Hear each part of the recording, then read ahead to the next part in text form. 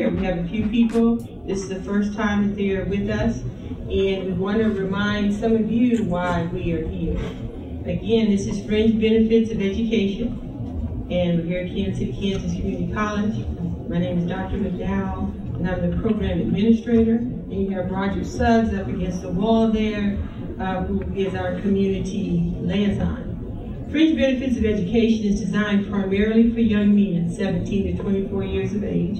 It was designed for young men to, one, help them get into school, help them obtain employment, and to help them do some of the things that they wanted to do in reference to connecting with the community. As a result of that, we have been meeting every Thursday from 6 to 8:30, and we have an opportunity to talk about a wide range of topics. One of the things that I've shared, I had an opportunity to talk with one of our participants today. I've met over this last few weeks with several of you individually, one-on-one. And it's in those conversations that I have gained great insight into what you're getting from the program. I had an opportunity today to meet with Howard, who tells me he's now working out at the Legends. One of the things that happens when folks start getting jobs, as Nell, and we have another gentleman working out at Applebee's. We've had folks at Live Strong. We have a person just told me they got on at Hollywood, a casino, and also working at Ralph Lauren. That's what it's all about. But what tends to happen when that occurs is people's work life happens on Thursday. And as Howard said to me, I was trying to earn enough collateral on my job that I could ask to be off on Thursdays from 6 to 9. He said, I didn't think I had enough deposited yet to start demanding that I could be off on Thursday. But wanted you all to know that he was working, he was doing well, and that he will be enrolled in school in the spring, which I thought was awesome. One of the things he said to me was, I would come to these meetings and I wasn't quite sure why I was coming, but I was being encouraged and I was being inspired. And I often say, if you come enough, you will get bitten by the bug and you will be inspired. And Howard said that's exactly what happened to him. He was encouraged not only by the inspirational moments that we were having with Mr. Daniels and working on his spirituality, because he said he had grown up as a Christian, but had drifted away and had gotten into some other things in his life. And then by coming to these meetings, talking to some of you, engaging with some of you and hearing your stories, he was encouraged to keep going. As a result of getting some things in order, getting a job, he felt like he had things in order now to return back to school. So I put on the table for you another career opportunity with Hollywood Casino, who will be here on the campus on Tuesday. And they are looking to interview people and hire people for their food and beverage department. If you're looking for work and you want to work, make sure you take one of these pink sheets that are sitting on the table that tells you who to contact. And Eric, who's in the back there, Eric, wave your hand, is the gentleman you'll be calling to contact. Now, I know they need a resume. I know they need some information. If you do not have a resume ready on a jump drive that can be uploaded or on hard copy you can give to someone, you need to go over to the Career Center and get a resume. So you have an opportunity for employment. We need to connect with some of our colleagues who are working. And I'm talking to some of you all unofficially, and you're telling me you're not going to class. You're not doing well in class. And so I'm getting a little concerned about that. So we're going to be running transcripts at the end of this semester, seeing what you all did, how well you did, to make sure we all have at least a 2.0 GPA. And if we're failing any classes, we need to see what we can do about getting you tutoring so that we can stay in school. As I said to Ray, I need to see him graduate. We've invested a lot, and we want to see him walk across the finish line. So again, tonight is a night about us being inspired and encouraged by someone who understands what it's like to be in your shoes but also someone who understands what it's like to be an African American male and trying to make a difference in the home. So again, tonight, mingle, meet, let's talk to each other, let's figure out what's going on and how we can make a difference. We want you employed, we want you in school, and we want you to be safe throughout the next few weeks, and particularly the holidays. So I'm looking forward to talking with you all individually and hearing things I don't hear when I see you talking in a group. So I'm going to turn it over to Roger at this time for any other announcements. We're going to then have dinner and allow our speaker to speak. Thank you.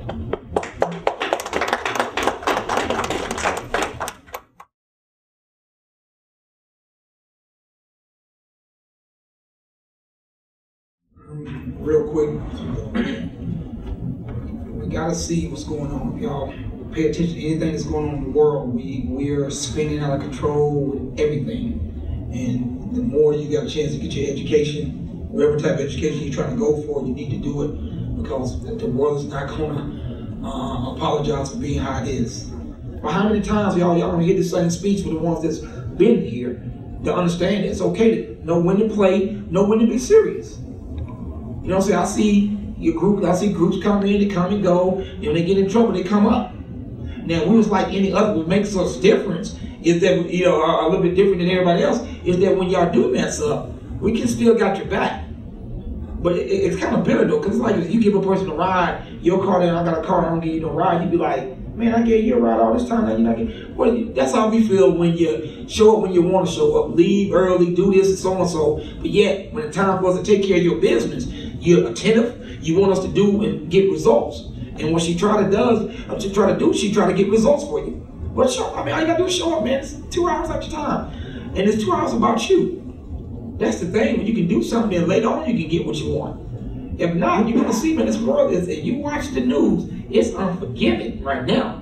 People are fighting about everything. We occupying Wall Street. We're talking, it's going, next year gonna even be worse. So the thing is, if you get your foot dug into something that's stable, at least when it goes down, you got something to stand on. A little bit. It's some overdogs that's doing what they're supposed to do, can sit right up here and fill these seats up and take advantage of everything y'all doing. But we wanted to focus on the opposite, the ones that needed the help, me. You know what I'm saying? They need the help. But we can get the ones to look up here and sit down and do exactly what we want. Easy. And we can replace. And I'm saying that because the thing is, how long do you have to continue pushing somebody to do good for them? Not for us. It don't make us look good one way or another, because we got the success stories. You know what I'm saying? So my thing is, but the success story is when you, everybody else, even the one, and it's all levels. Ain't nobody the same. It ain't saying everybody in one box. You know, if you're in a higher box, then you bring your skill here to help this person, and vice versa. Everybody can help everybody. So don't look at it as you being lower. Put that pride aside. That pride about, man, you know, I ain't gonna let her know this, or I ain't gonna let him know this. No, right now is the time, because we listen. We're not gonna judge you. Doc calls you to her room. She don't put you on Front Street. She calls you back to her office to talk about what can we do to set a plan. That's all I'm saying, man. You know, if not, then you're gonna be right back here next year. Next semester, y'all should be higher. So when the new people walk in, you know what I'm saying, they're going, okay, back. You know what I'm saying? They can see, well, they don't look like they're better than me. They don't look like they elevated. They just as worse than me. That's why this program was made, to be different, because students said that other groups let them down. Got them all geeked up for it, and then the mentors didn't show up. These mentors, our mentors are exceptional. They go on Saturday, Sunday. Rick drive all over the world. Mr. Daniel drive all over the world. You know what I'm saying? To pick them up, to help, give money, whatever. Come on, show us some respect. All right. What's up? This is Roger Suggs, the outreach liaison for Kansas City, Kansas Community College. Right now, what I'm saying to people is that the time is now. If we want to help our kids out, we must come out and support groups like this that can help your kid or your young adult get their minds right, get them prepared to be in position to compete. That's what we're trying to do, and we got to keep doing it. That's what it's all about. So I challenge the community. I challenge all leaders. If you say you're tired of the killing and the violence, show by showing up at this program and seeing what we're doing. You know what I'm saying? Like we always say, FBOE, we support the community. What are you doing for it? Peace. So we with one of our top mentors here, Mr. Brent Gatt. Let people know some of the challenges as being a mentor and why you chose to be one. Okay, what I've been experiencing is the fact that there's not a lot of resources at the moment for the mentees. And we have to kind of get out and do some personal things. You know, we have to maybe you know, they may not have a ability to get to a place, so if they have an opportunity to get to a job, they don't have a vehicle. You know, so they might rely upon us in that category. Or as many other things, you know, they need to have structure, how to put together their resume. Always in the community working. Let people know your name, why you came, and what your goals are. My name is Donavan, and I'm here for FBOE. My goals are to get past school. I mean, you know, graduate and everything like that. My major is computer technology. I've been doing this guy for a long time. From JUCO, when I first came to JUCO, actually going to school, and I think we went to school, but I came to take some classes up here. I met him, you know, in the hallways. He was rapping back then, we called him Big Ten, big guy, you know. He was slimmed down a little bit, but he was big, muscle, you know. Big Ten was the one that run in there. Go get him, Big Ten. And we had fun, host, barbershop, battling, and doing rap. He was always writing, you know, I wrote, and then one day we came by the house and we had actually told me certain things that he was going through, you know, and it was unbelievable because he carried it at the time well. You had no idea that he was going through an illness. You know, a lot of people couldn't understand, and I can imagine how hard it would be going through that, you know, not knowing what it is, because, you know, he may not be forthcoming. So this guy has, like I said, wrote books, did music, produced, did a poetry slam at Wilson Pizza place. So he's a Renaissance man himself. And with no further ado, I'm introducing to y'all Mr. Donavan Garner. Give him a hand.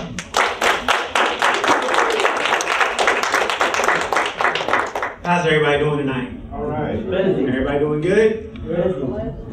I like to ask a question to 4 young men, young women. Whoever stands up first, please answer this question. What do you want to do with your life? Okay, we got it. One word, science, and program technology. Okay. Mortuary science, healing, medical examination. And that's a book that I just wrote, 25 poems about words and wisdom. Invest in carpentry, I guess. Like, get better in the carpentry field. That's my thing. Okay. I'm an outlaw. There you go. And when I pass out these books, I'm talking about words of wisdom, because what do you think if you're going to get a job anywhere or be anything in life, what would you need? Most of all, would you need a lot of money? Is that going to get you what you want out of the world, a lot of money? Even a lot of money might cause you a lot of grief, or like Biggie says, more money, more problems, you know what I'm saying? But at the same time, wisdom is the key. I really believe wisdom is the key. Every night I go to bed, I pray this prayer. I say, Lord, please grant me wisdom, the power to know your word, and the hunger to read the Bible. But as I say that, I believe wisdom is the key, because wisdom is more precious than rubies, gold, jewelry, or anything like that, and has more return than silver. So as I say, like, what do you want to do in life? What I want to talk about tonight is my life, stuff that I've been through. But as I talk about stuff that I've been through, I want you to show all the things that I've been through in my life.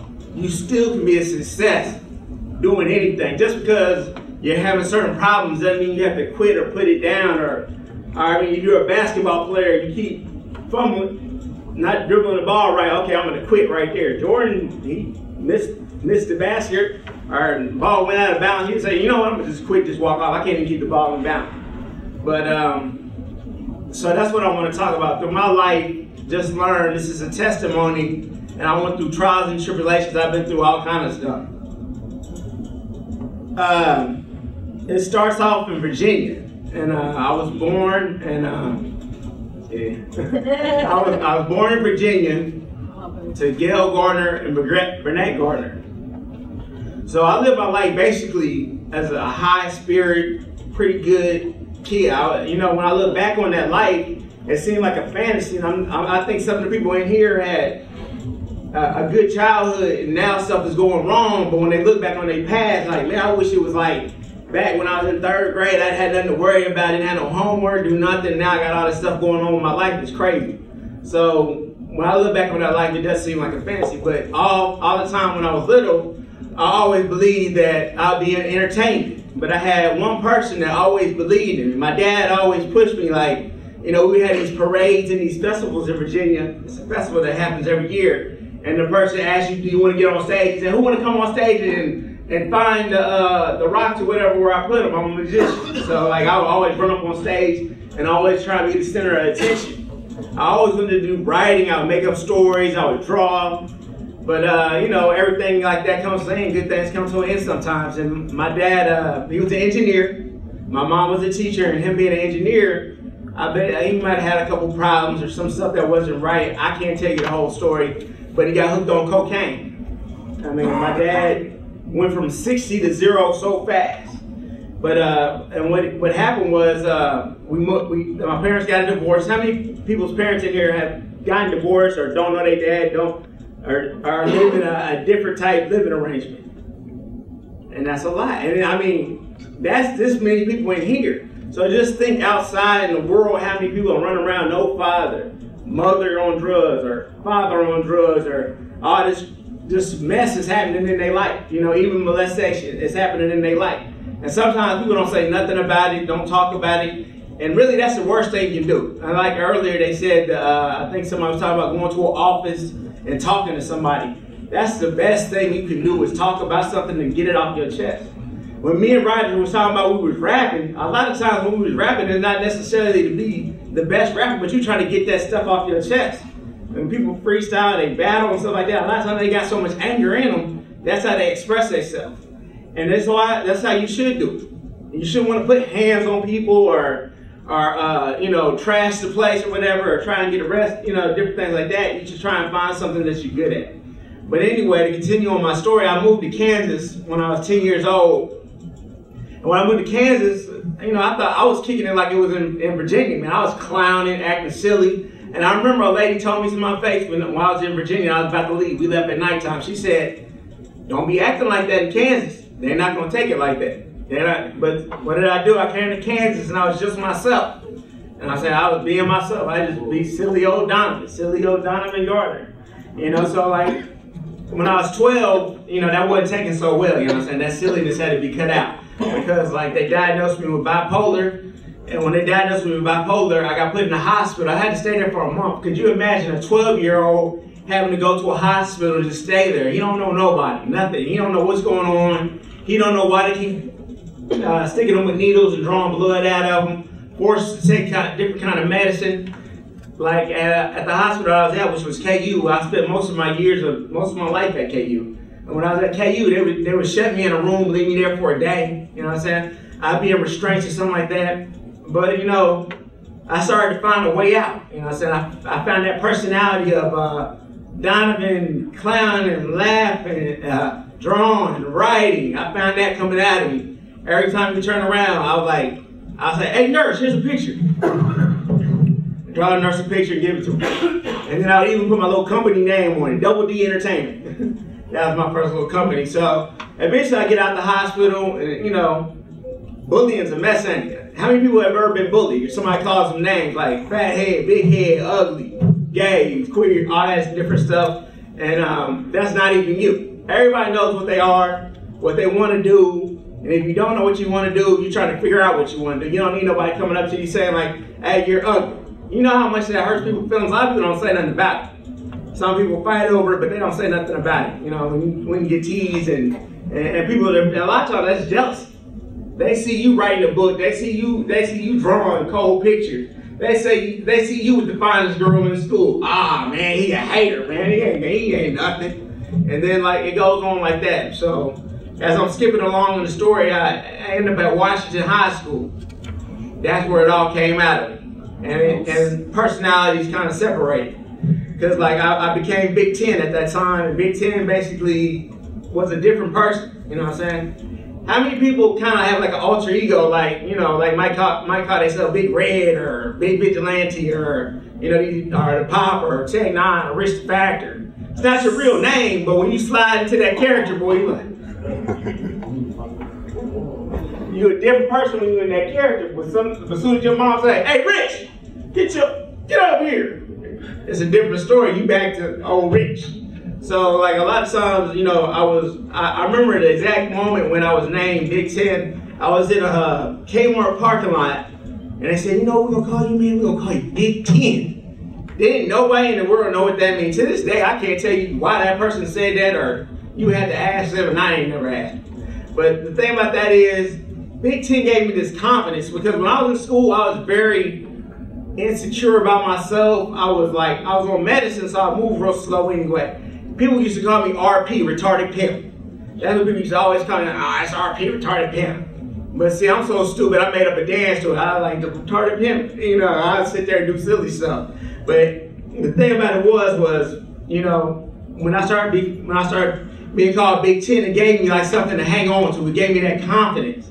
It built my mind up like, man, I could really grow with this.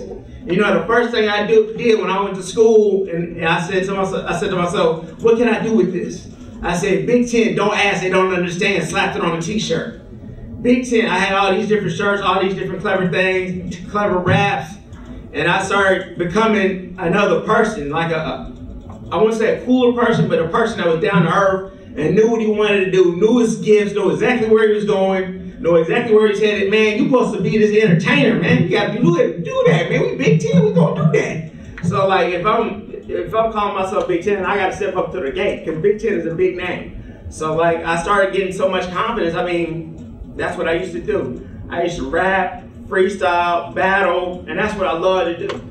But another thing that I get kind of mad about, that I didn't take school serious. I had everything else. I had the creativity. You can't do nothing with creativity if you can't count the money that you get. So I mean, what are you gonna do? You so creative, but you don't know how much money you got in your pocket. Or are you so creative that when you read your rap, you don't even know what they're saying because you spelled most of the words wrong. You just try to put something together. Are you writing a rap, when they read it, when somebody else reads it, you feel bad because they read it, because you know what the words say, but they don't. Because like, I was in the LD and BD class. How many people know what LD and BD is? LD is learning disability and BD is behavior disorder. I was in Washington. I had a little class. My class was that table right there. Those three boys right there would have been in my class. That's how big my class was.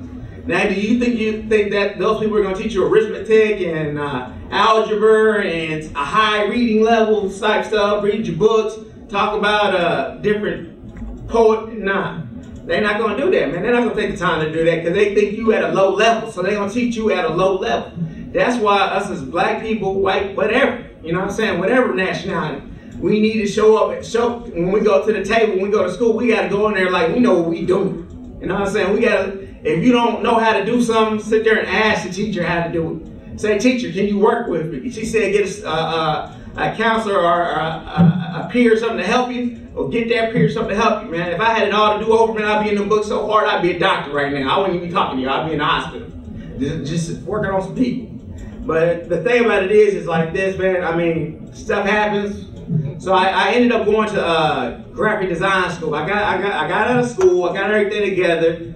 I graduated on the President's Honor Roll. I did real good, but the only reason I graduated on the President's Honor Roll because I could draw, I knew art, and I was real creative. So they went ahead and passed me along. So when they passed me along, basically I went to graphic design school. I slept through most of the classes at graphic design school because that all goes back to that mental illness that I'm not taking serious, that I'm not taking that medicine. You know what I'm saying? And how many people have any kind of illness in here? You don't have to be bipolar or anything like that, like asthma or something like that, or different stuff like that wrong with them. So the thing about mental illness is this.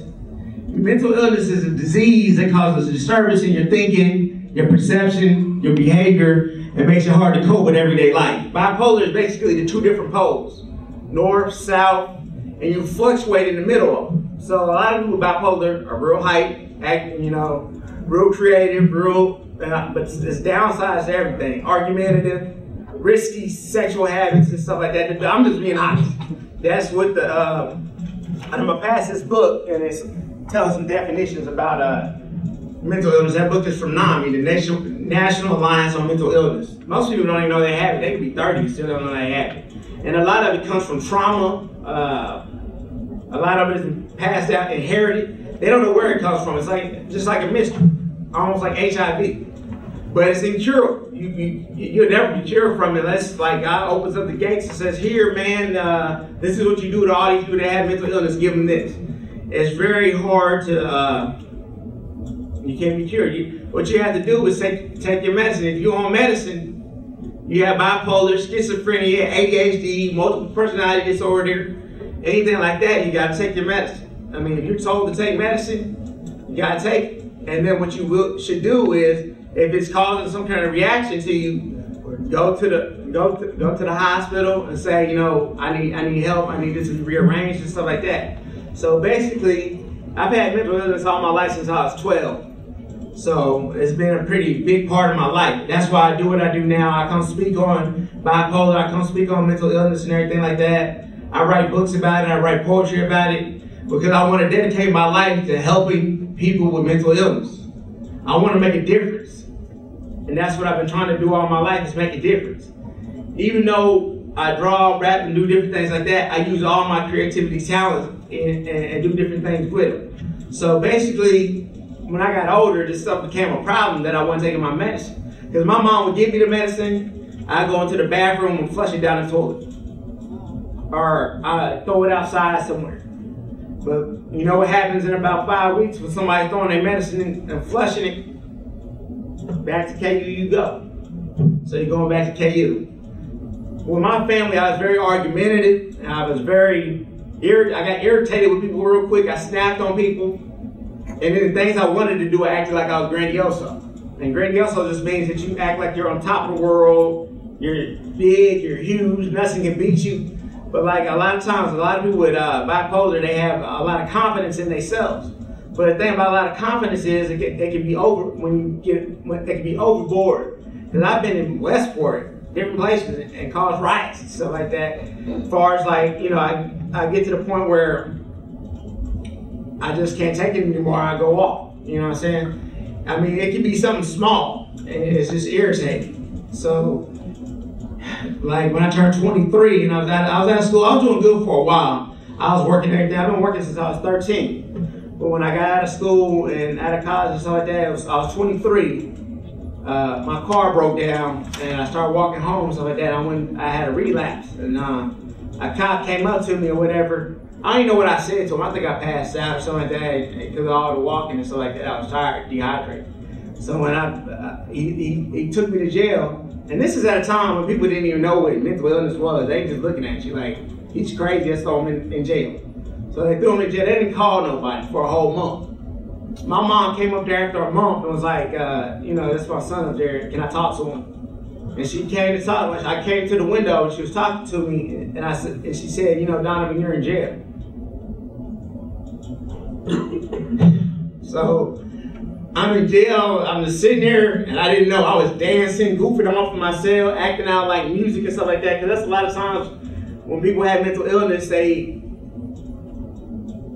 are delusional, hallucinations, and they make something what they want it to be. Like this room right here can be like a waterfall right now, you know what I'm saying? But that's through the eyes of somebody with schizophrenia.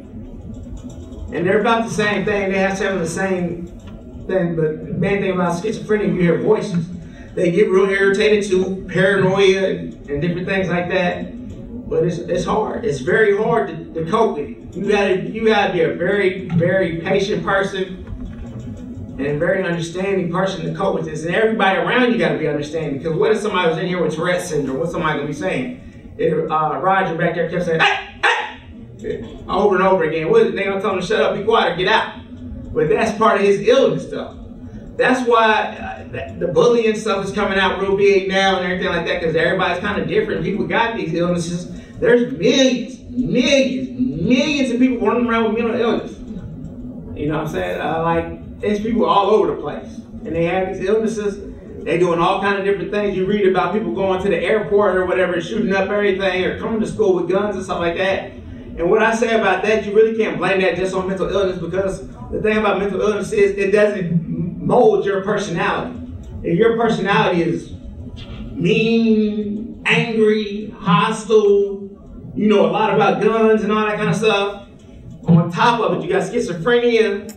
So if somebody come to your house late one night and you don't want them to be there, what you think you gonna do? So it's gonna jump off. And now in jails, most of our black men in jail have bipolar, schizophrenia, and all different kind of things.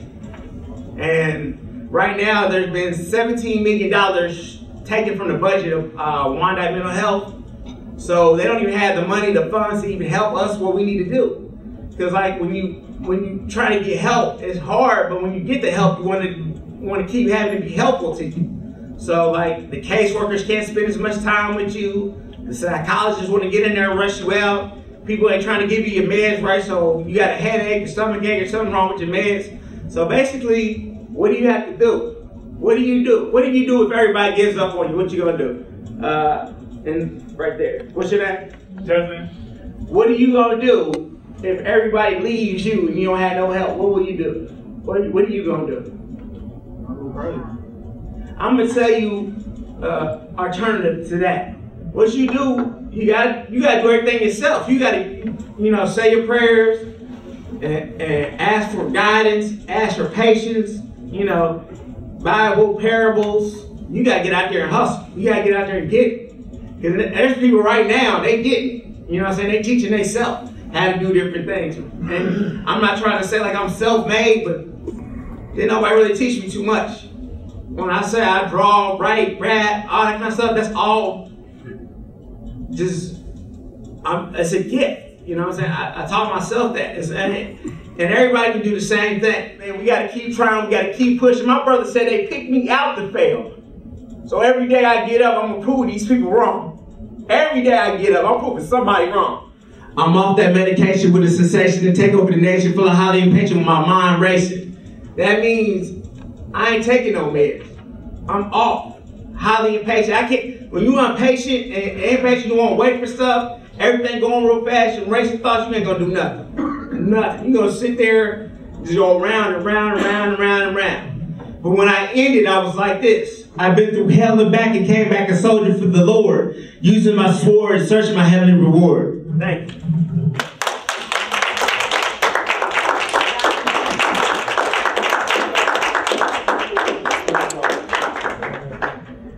Hey, Donavan.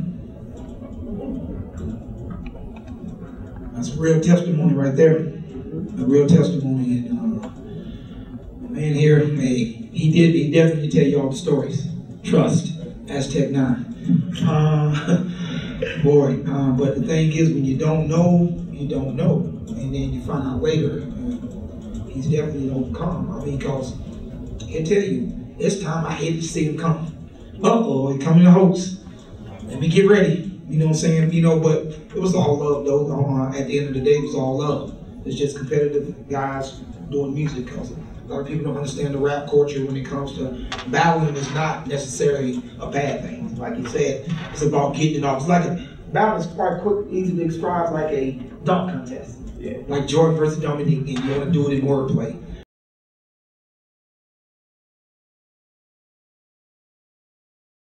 This is your time, though, to help Donavan understand you heard what he said. And because he brought us a few books, I'm going to use this opportunity for those who choose to stand to give you one of those books. So, who wants to stand and share what you heard him say? Basically, he believes in God. I think she has. Yes, I already have. Okay. He believes in God. That's how he's been able to get through all the hell and the drama he's been through to be where he's at now. He believed in God. Awesome. Wonderful. We gave her one. Already have it. Awesome. One word, the person. What did you hear him say? Never give up. You know, I already got one. Mental illness is a disease.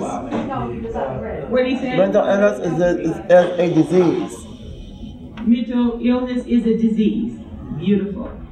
Just trials and tribulations through life made him stronger and helped him out through issues that he went through in the future. Okay. The trials and tribulations in life helped him through those issues.